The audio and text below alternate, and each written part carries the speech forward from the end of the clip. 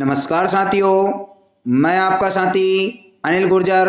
साथियों, आज के इस वीडियो में हम बात करेंगे यूडाइस पोर्टल पर स्कूल प्रोफाइल के संबंध में। साथियों, यूडाइस पोर्टल पर स्कूल प्रोफाइल का कार्य प्रारंभ हो चुका है।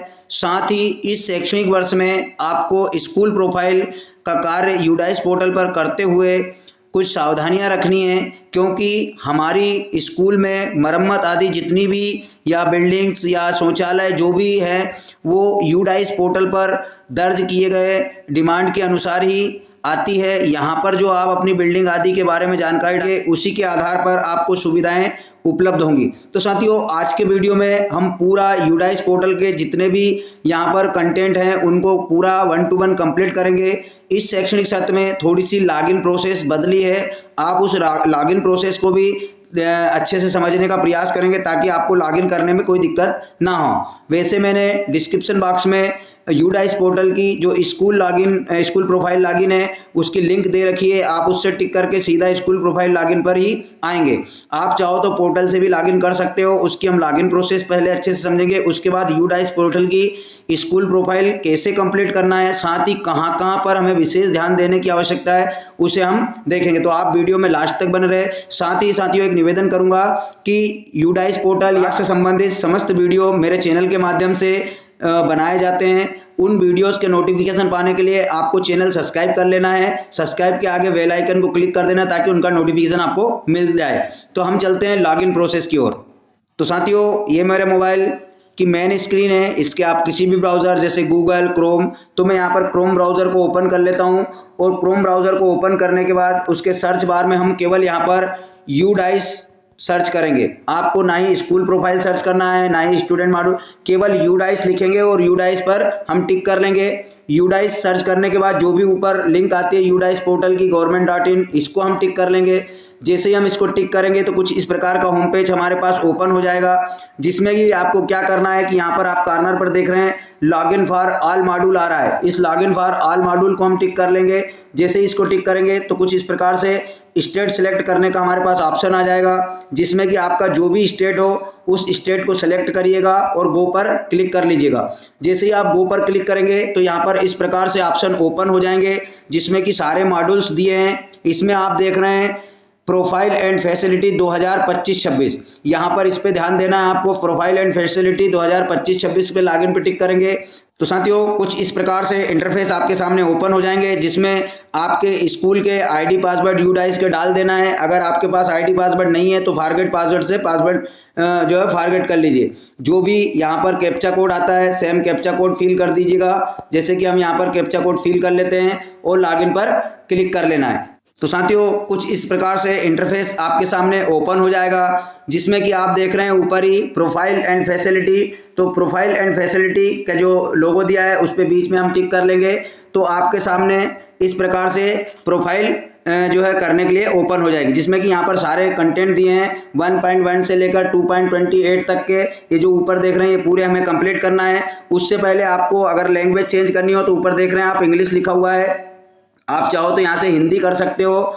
जैसे हिंदी करोगे तो आपका जो प्रोफाइल के सारे कंटेंट है वो हिंदी में हो जाएंगे। साथियों, जो पहला है पॉइंट जो DCF क्रमांक है 1.1 से लेकर 1.30 तक का, ये जो है वो कंप्लीट आएगा आपका। ये पूरा ब्लॉक MIS द्वारा कंप्लीट किया जाता है। इसमें आप किसी भी प्रकार का चेंज नहीं कर पाओगे। अगर इसमें चेंज कराना है तो आपको ब्लॉक MIS से संपर्क करना पड़ेगा। लेकिन आप जो है इसको खोल लीजिएगा। जैसे हम यहाँ पर खोल लेते हैं, इसके बाद आप नीचे जाइएगा तो नीचे आपको केवल यहाँ पर अगला दिखाई देगा, इस पे हम टिक कर लेंगे। तो साथियों अगला जो हमारा पेज है 1.31 से लेकर के 1.39 तक का ओपन हो जाएगा, जो कि सामान्य पूर्व वर्षों से भरा हुआ आपका जो है कंप्लीट आएगा। अगर इसमें किसी प्रकार का आपको चेंजेस करना है तो आप कर सकते हैं। यहाँ पे पूरे प्रश्न अच्छे से पढ़ लीजिएगा और जो भी आपके उसमें हो बदलाव करना हो वो कर लीजिएगा। हम जो है इसमें मुख्य बिंदु देखेंगे।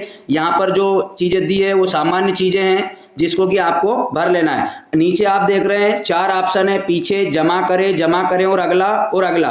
साथियों आपको इसमें से क्या करना है, जब आप कंप्लीट करेंगे तो जमा करें और अगले पर क्लिक करना है। जैसे ही आप जमा करें अगले पर क्लिक करेंगे तो अगले भाग पर आ जाएंगे, जिसमें सामान्य चीज़ें दी है 1.40 से लेकर 1.55 से तक में, जिसमें कि आंगनवाड़ी से संबंधित चीज़ें पूछी गई है। यहाँ पर अगर आपके स्कूल परिसर में आंगनवाड़ी है तो उसका डाइस कोड यहाँ पर भरना होगा, आंगनवाड़ी का केंद्र भरना होगा, उसका नाम, और आंगनवाड़ी में जो भी बच्चे दर्ज हैं उन बच्चों की संख्या यहाँ पर भर देना है। उसके बाद नीचे आप देख रहे हैं क्या भरा हुआ है वो आप देख लीजिएगा। सामान्य चीज़ें जैसे यहाँ पर 1.45 में दिया है, शैक्षणिक वर्षों में जो दौरे हुए हैं आपके स्कूल में उनकी संख्या भर देना है, जिनकी संख्या यहाँ पर दी गई है। सबसे पहले कुल निरीक्षण, और जो कुल निरीक्षण की संख्या है वो नीचे के तीनों पॉइंट में आ जानी चाहिए। तो इस प्रकार से हम यहाँ पर पूरा फार्म कंप्लीट कर देंगे। ये पहले से आपका पूरा फार्म भरा हुआ आएगा, जैसे कि हमने पूर्व में भर दिया है। फिर हम जमा करें और अगले पर क्लिक करेंगे।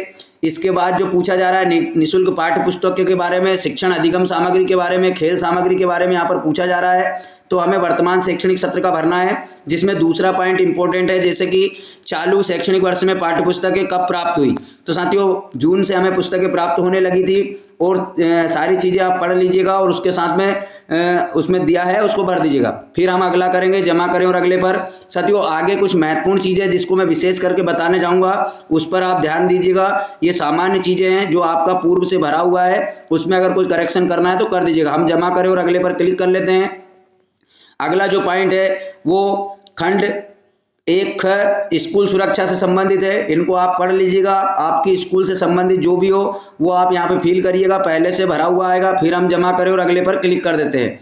इसके बाद साथियों ये इंपॉर्टेंट है, जिसमें पिछले वित्तीय वर्ष के दौरान स्कूल द्वारा प्राप्त अनुदान एवं किया गया व्यय। साथियों आपको पता है समग्र स्कूल अनुदान में हमें पिछले वर्ष में जो है जो राशि प्राप्त हुई है वो यहाँ पे भरना है।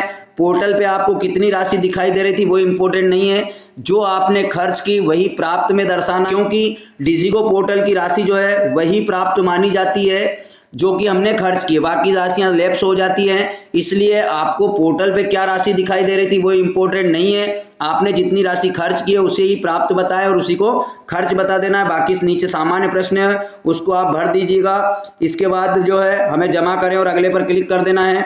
साथियों इसके बाद आता है ये जो है वो बहुत महत्वपूर्ण पॉइंट है, इसे आप जरूर समझिएगा।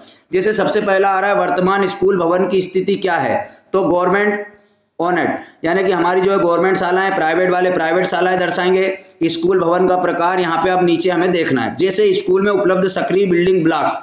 साथियों बिल्डिंग ब्लॉक्स जो होते हैं, एक ब्लॉक एक बिल्डिंग को गिना जाता है। जैसे आपके यहाँ 3 या 4 कमरों का एक बिल्डिंग है, फिर दूसरी एक अतिरिक्त कक्ष है, तीसरी कोई बिल्डिंग बनी हुई है, तो ऐसे जो बिल्डिंग है उसमें चाहे कमरे कितने भी हों, लेकिन जो ब्लॉक हैं उनकी संख्या यहाँ पर टोटल डालना है। जैसे कि यहाँ पर मेरे यहाँ 3 बिल्डिंगें हैं अलग अलग, 3 संख्या डाल दी, उसमें से पक्के ब्लॉक कितने हैं वो पक्के डाल दिए, आंशिक रूप से पक्का कितना है, कच्चा भवन तंबू ये यहाँ पर हो गया। इसके बाद में 1 मंजिला भवन कितने, तो सारी बिल्डिंग हमारी 1 मंजिला है। अब यहाँ पर बात आ रही है जीर्ण शीर्ण अवस्था में। तो साथियों जो भी बिल्डिंग आपकी जीर्ण शीर्ण अवस्था में है वो यहाँ पर आप जरूर दर्शाइएगा। इसके बाद प्राथमिक कितने हैं और वर्तमान में उपयोग के लिए कितने नहीं है। अगर आपकी पूरी बिल्डिंग क्षतिग्रस्त है तो आप यहाँ पर पूरी बिल्डिंग को क्षतिग्रस्त दर्शा सकते हैं, तभी आपको जो है इससे रिलेटेड सुविधाएं मिलेंगी। साथियों अब लेकिन बात ये आती है कि जो आपका टोटल था ब्लॉक्स का वो टोटल यहाँ पर मिलना चाहिए। इसी के साथ में नीचे सामान्य जानकारियाँ हैं। अब जो इसमें ब्यौरा दिया, जैसे हमने 3 ब्लॉक दिए थे तो यहाँ पर पक्के ब्लॉक थे, तीनों हमने पक्के ब्लॉक दिए थे। तो पक्के ब्लॉक अच्छी स्थिति में 1 है, मामूली मरम्मत में 1 है और अधिक मरम्मत की आवश्यकता में 1 है।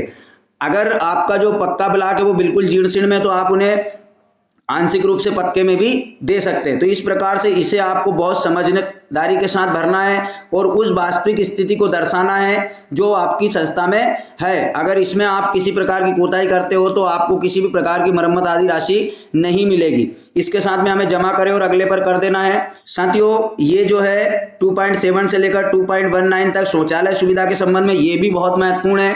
अगर आपके यहाँ अच्छी स्थिति में शौचालय हो तो आप यहाँ पर दर्शाएं, अगर नहीं है तो वास्तविक में नहीं है तो वास्तविक में यहाँ पर 00 डिमांड जरूर डालें। अगर यहाँ पर आपने बालिका शौचालय या बालक शौचालय दर्शा दिया है और वास्तव में आपकी संस्था में नहीं है, जीर्ण शीर्ण अवस्था में हो चुका है, खंडर हो चुका है और आप यहाँ दर्शाते हैं तो आपको शौचालय नहीं मिलेगा। इसलिए आपको यहाँ पर थोड़ा सा ध्यान देना है और शौचालय की वास्तविक स्थिति, शौचालय और जो आपके उपलब्ध मूत्रालयों की संख्या है वो वास्तविक यहाँ पर डालना है और नीचे आप पढ़ते जाइएगा और जो आपको लगे वास्तविक स्थिति वो यहाँ पर दर्शाइएगा। यहाँ पर पुस्तकों की स्थिति है तो पुस्तकों की स्थिति आपके पास रिकॉर्ड है, उस रिकॉर्ड के अनुसार आप भरिएगा और भी नीचे सारी चीज़ें दी गई है उसको आप पढ़ते जाइएगा हिंदी करके और जमा करें और अगले पर हम क्लिक करेंगे। इसी के साथ में यहाँ पर एक सामान्य दिया, क्या बोर्डिंग छात्रावास की उपलब्धता है, तो आपके पास अगर है तो भरिएगा, वरना इसको नहीं कर दीजिएगा और जमा करें और अगले पर हम क्लिक कर देंगे।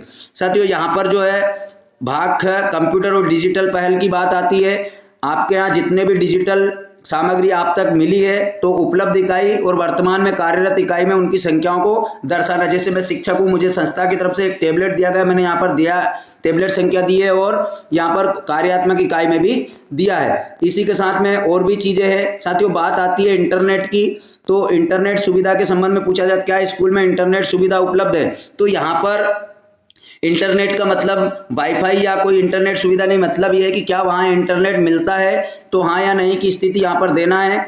यहाँ पर शिक्षक साथी कंफ्यूज होते हैं स्कूल में उपलब्ध इंटरनेट सुविधा के प्रकार, तो हमें मोबाइल फ़ोन में इंटरनेट उपलब्ध होता है। इसी के साथ में जो भी चीज़ें यहाँ पर दी गई है वो यहाँ पर करना है। लास्ट वाले को आपको जमा करें पर, और लास्ट वाले पर जब आप जमा करेंगे, जमा कर देंगे और उसी के साथ में जो है आपको नीचे डैशबोर्ड पर जाए। जब डैशबोर्ड पर जाएंगे तो ये जो आपके सारे कॉलम हैं उसमें स्थिति के सामने सभी पूरा किया और इंग्लिश में करते हैं तो यहाँ पर कंप्लीट लिखा आ जाएगा। तो इस प्रकार से अगर आप पूरा कार्य करते हैं तो आपकी स्कूल प्रोफाइल यहाँ पर कंप्लीट हो जाएगी। इसके बाद में बात करेंगे हम स्कूल प्रोफाइल के प्रमाणीकरण की स्थिति में। तो जब भी इसमें ऑप्शन आएगा प्रमाणीकरण का, वो प्रमाणीकरण वाला हम वीडियो जरूर बनाएंगे कि कैसे हमें स्कूल को जो है प्रमाणित करना है और उसका भी काम इसमें करना है। तो साथियों आशा है कि इस वीडियो के माध्यम से आपका स्कूल प्रोफाइल का काम करना आसान हो जाएगा। ये काम जल्द से जल्द आपको करना है, इसकी रिपोर्टिंग आने लगी है।